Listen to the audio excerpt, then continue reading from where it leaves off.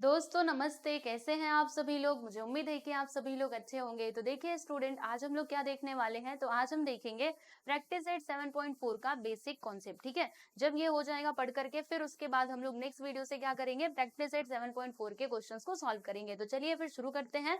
तो देखिएगा यहाँ पर इसका जो बेसिक कंसेप्ट है ना, इसमें मैं आपको बताने वाली हूँ ये टेबल के बारे में। तो ये टेबल क्या है, आइए हम समझते हैं। तो देखिएगा पहले ऊपर क्या लिखा है इसको पढ़ो। यहाँ पे लिखा है लेस देन क्यूमुलेटिव फ्रीक्वेंसी या फिर less than upper class limit. अब इसका मीनिंग क्या होता है, सारी चीजें आपको बताई जाएंगी, चिंता मत करो। देखो यहाँ पर मैं पहले आपको बता दूं, देखो इधर ये क्लास दिया गया है, इधर फ्रीक्वेंसी दी गई है, राइट। हम यहाँ पे लेस देन क्यूमुलेटिव फ्रीक्वेंसी निकाल रहे हैं ना, तो यहाँ पर मैंने क्या लिख दिया ऊपर, less than type cumulative frequency. अब ये कैसे निकाला जाता है लेस देन क्यूमुलेटिव फ्रीक्वेंसी, ये आप लोगों को आना चाहिए। तो देखो कैसे करोगे, जैसे इसकी फ्रीक्वेंसी कितनी है 2 है ना, तो इसको आप सीधा सीधा यहाँ पर लिख दो। ठीक, फिर करना क्या है, ये जो इसका टोटल आया ना, इसको यहाँ पे ट्रांसफर करना, इसमें आप इसको जोड़ना, ये जो 12 दिख रहा है इसमें ला करके इसको प्लस कर देना, दोनों को जोड़ोगे तो कितना आएगा 14 आ जाएगा।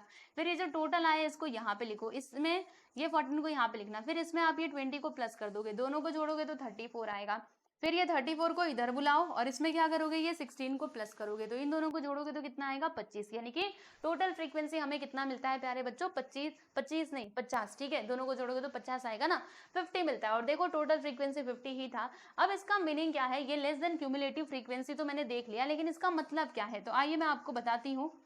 पहले आप ये देख लो, इधर कितना था, इधर था हमारा 16। ठीक है, हाँ। अब सुनेंगे सब लोग ध्यान से। जैसे मान लीजिए अगर ये ना होता, तो इसमें हम क्या समझ रहे थे, इसमें हम ये समझ रहे थे, जैसे यहाँ पे फ्रीक्वेंसी दिया गया है, तो हम क्या बोलेंगे, मान लो ये बच्चों का क्या है मार्क्स है, तो हम ऐसे बोलेंगे कि 2 बच्चे ऐसे हैं जिनको जिनको 10 से कम नंबर मिले हैं, 0 और 10 से कम नंबर मिले हैं। क्योंकि ऐसे ही तो जब हम लोग ये कंटिन्यूअस डेटा बनाया करते थे, आप याद कीजिए वो वाला टेबल, उसमें हम किसको किसको रिकॉर्ड करते थे। तो देखो यहाँ पे अगर 10 कहीं पे रहता था तो 10 को हम लोग इसमें डालते थे, यानी 0 से लेकर के 9 तक के नंबर्स को ही हम यहाँ पे रिकॉर्ड किया करते थे, याद कीजिए, है ना। तो इसका मतलब क्या होगा कि 2 लोग ऐसे हैं जिनको 0 और 10 से कम मार्क्स मिले हैं। यहाँ पर देखो 12 लोग ऐसे हैं जिनको 20 से कम मार्क्स मिले हैं, और 10 या फिर उससे 20 से कम मार्क्स मिले हैं। फिर यहाँ पे 20 लोग ऐसे हैं जिनको 30 से कम नंबर मिले हैं। इसका मतलब यही होता था। ठीक है, अब ये लेस देन क्यूमुलेटिव फ्रीक्वेंसी भी हमें ऐसे ही कुछ बता रहे हैं। सुनो, जैसे मैं आपको बताऊं ये 2 की, तो 2 हमें क्या बता रहा है,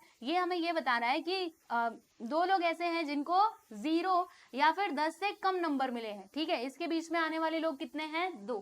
फिर यहाँ पे ये जो 14 है ना, 14 हमें क्या बता रहा है, ये हमें ये बता रहा है कि 20 से, मतलब देखो 20 लोग ऐसे हैं 20 से कम। देखो यहाँ पे क्या लिखा हुआ है, पहले आप देखना, less than upper class limit, यानी जो आपका अपर क्लास लिमिट रहेगा ना, उससे कम ही लेना है। ठीक है, कम। ठीक है, तो सुनो ध्यान से, ये जो 14 है ना, ये हमें क्या बता रहा है, ये हमें ये बता रहा है कि 14% ऐसे हैं, 14 लोग ऐसे हैं जिनको 20 से कम नंबर मिले हैं, 34 लोग ऐसे हैं जिनको 30 से कम नंबर मिले हैं, और 50 लोग ऐसे हैं जिनको 40 से कम नंबर मिले हैं। सही बात है ना, 50 लोग ऐसे हैं जिनको 40 से कम नंबर मिले हैं, सही बात तो बोली जा रही है, इसमें कुछ गलत तो है नहीं, है ना। आओ मैं आपको इधर लिखा हुआ भी दिखा देती हूँ। ये देखो, ये देखो, यहाँ पे वही बातें लिखी गई है, यही वाला टेबल है, सेम टू सेम। ठीक है, देखो इधर, तो देखो ये वाला है पहला फ्रीक्वेंसी, ये हमको क्या बता रहा है कि 2 students got less than 10 marks, यानी 2 बच्चे ऐसे हैं जिनको 10 से कम नंबर मिले हैं।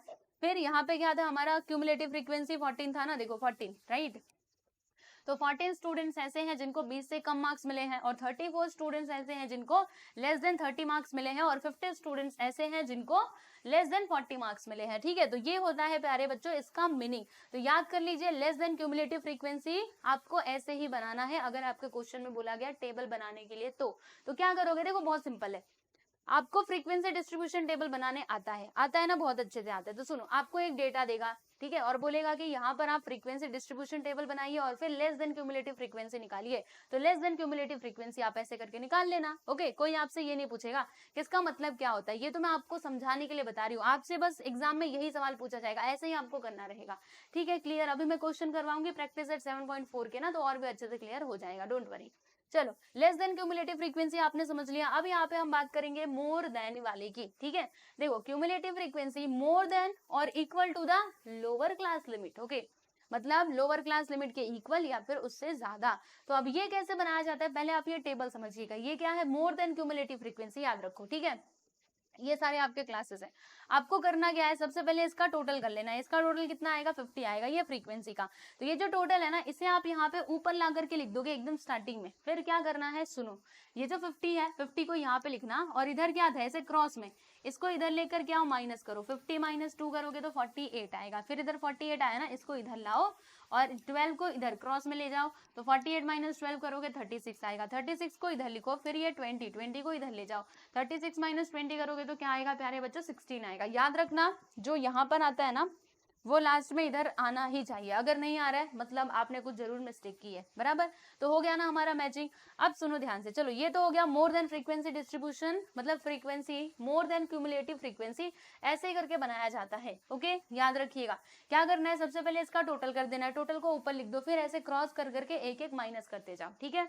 अब इसका मीनिंग क्या होता है वो हम समझ लेते हैं। मीनिंग तो मतलब मीनिंग तो आपसे एग्जाम में नहीं पूछा जाएगा, आपसे बस ऐसे ही मोर देन और लेस देन का क्वेश्चन पूछा जाएगा, लेकिन हमें इसका मीनिंग पता होना चाहिए। तो अब मैं आपको बताती हूँ, यहाँ पे क्या लिखा है कि मोर देन और equal to the lower class limit. याद रखना, लोअर क्लास लिमिट के इक्वल या फिर उससे ज्यादा। जैसे कि ये जो 50 है ना, ये 50 हम लोगों को क्या बता रहे हैं, इसका मतलब ये हुआ कि देखो 50 बच्चे ऐसे हैं, 50 मतलब 50 बच्चे ऐसे हैं जिनको जीरो, क्योंकि इसमें लोअर क्लास लिमिट क्या है, जीरो है, तो देखो लोअर क्लास लिमिट के इक्वल या फिर उससे ज्यादा, तो 50 बच्चे ऐसे हैं जिनको जीरो या फिर उससे ज्यादा नंबर मिले हैं। सही बात है ना।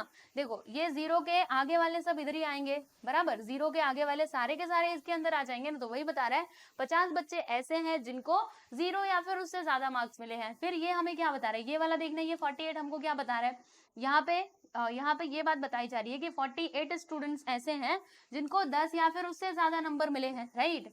और फिर यहाँ पर देखिएगा, देखो ये हमें क्या बता रहा है कि 36 स्टूडेंट्स ऐसे हैं जिनको 20 या फिर उससे ज्यादा मार्क्स मिले हैं, 16 बच्चे ऐसे हैं जिनको 30 या फिर उससे ज्यादा मार्क्स मिले हैं। ओके, तो ये चीज हमको ये बता रहा है। यहाँ पे देखो लिखा है meaning of cumulative frequency more than और equal to the lower class. जैसे ये 50 हमें क्या बता रहा है कि 50 स्टूडेंट्स गॉट 0 और मोर देन 0 मार्क्स।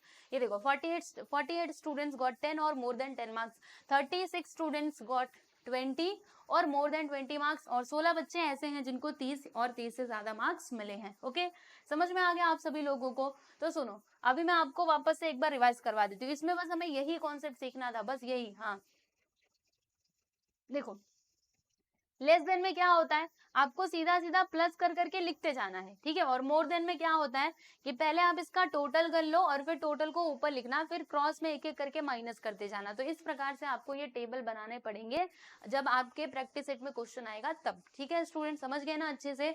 तो चलो इसको ना आप समझ चुके हो तो बहुत अच्छी बात है। अभी जब हम प्रैक्टिस सेट 7.4 के क्वेश्चंस करेंगे ना, तो वहां पे आपको और क्लैरिटी आएगी, बहुत अच्छे से आप सारी चीजों को समझ पाओगे।